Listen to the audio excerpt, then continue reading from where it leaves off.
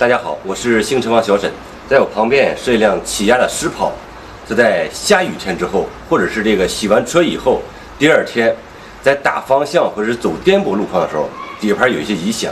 现在我们来看一下这个底盘的结构，悬挂系统这些球头的防尘套现在都已经破损，这个球头的防尘套现在已经彻底分离，还有这里的防尘套现在都已经彻底破损。在下雨天的时候，或者洗完车的时候，很有可能的一部分泥沙就会进入我们的球头与球窝的中间。放一夜以后，第二天我们在行驶的过程中打方向或者走颠簸路况，这种磨损声音就是从这里发出来的。像这些球头啊是没有办法维修的，我们只能把它更换掉。当这个球头的防尘套彻底损坏以后啊，这些泥沙进入以后，就会导致这个里边的润滑脂干涸。所以说也是异响的一个重要原因之一。现在我们把这个新的球头安装上去。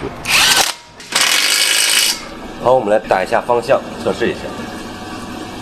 好，现在这个异响已经消失了。最后我们做个岁数定位，导致这个故障的主要原因是那个球头那个防尘套磨损以后老化、皲裂，导致泥沙进去以后引起的。